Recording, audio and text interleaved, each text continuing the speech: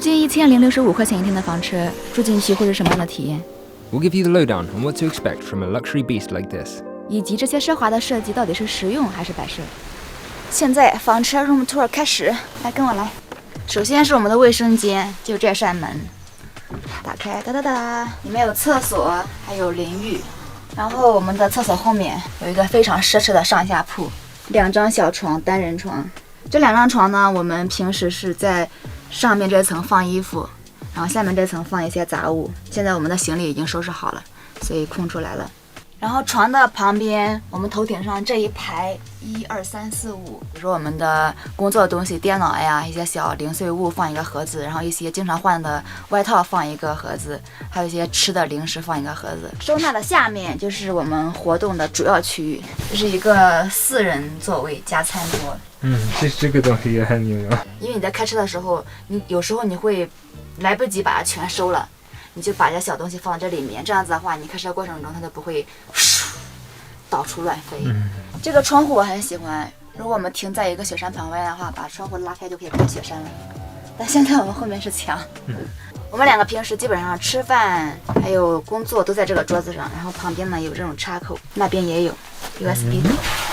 最重要的是，这个车它其实是给6个人设计的，就是副驾驶、主驾驶，还有这4个座位，每个都有安全带。但说实话，我觉得这个房车挺适合2个人的。如果6个人的话，我都不知道该怎么办。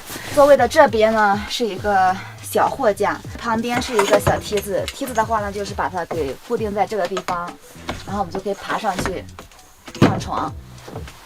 这个就是我们2个睡的床，然后床上有一个天窗，可以打开看风景。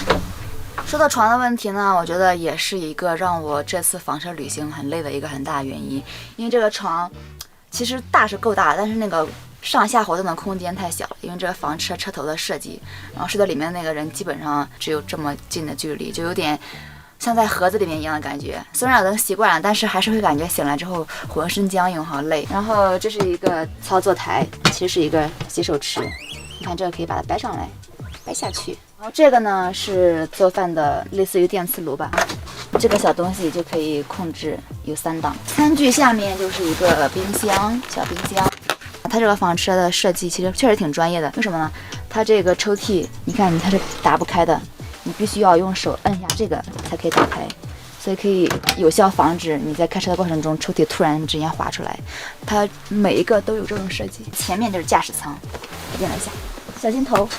忘记一个东西，那个头部我们还没用。给你们看一下，这是个电视，但是我们2个竟然一次都没有看过，要么是没有网络，要么是没有时间，要么是太累了。这是我们的驾驶舱，司机。这些功能啊，我也不知道，也不知道怎么讲，反正就是这个司机。然后这个座位真的超级舒服，然后这个是我的副驾，我们2个之间，你看距离这么宽。相比于普通车，这个空间感确实挺牛逼的。对，这个地方也有一个东西，晚上找地方停车以后呢，想睡觉了，把这个打开，一关，别人就看不到我们了。因为前面的车窗它是没有那个就是那种设计，别人是依然可以看到你的。然后这2个窗户的话，别人从外面看不到，所以这个窗帘也很有必要。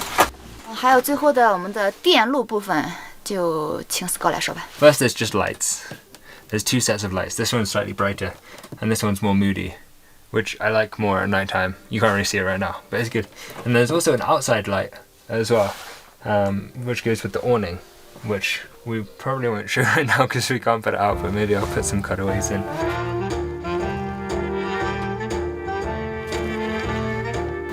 This turns on the water. You need to turn that on before anything works, and then it just pumps through. We found that it doesn't work at like 4 or 5 degrees. Below that, it just like starts spitting out water as like a safety mechanism so the pipes don't freeze and burst, which is useful, but meant that we could only really use the water for like the first few days. This turns on the plugs so that you can plug in laptops and stuff, otherwise you just use the USB plugs. And then this turns on the fridge, and it's actually pretty efficient. We were turning it off and on kind of like daytime, nighttime, because nighttime it will get so cold that we didn't really need the fridge to be electrified. The heating and the TV. The heating, I couldn't actually get it to work, but we didn't really need it. It's really, really well insulated. And even when we were at 4,000 meters and it went below 0, we were still okay at night. with like Qiuyi and stuff. This also has like a night mode, which is really useful because otherwise it's quite bright. And then inside here, you can see your electricity is charged by a solar panel on top, and when you drive. We never run out of electricity, and we were using it for like laptops and stuff fairly regularly. So it's pretty good. You can also see your water level. You can see if the inverter's turned on, and it also has like a readout for the temperature outside and in, which was just cool and fun to know. That's pretty much it, right? Yeah. Useful thing. 看完它的里面，你觉得你愿意住进去像这样一个移动的家吗？ Let us know in the comments below. 那我们下个视频见。再来最后一次合影留念。走啦，我的宝。Backpacker life again.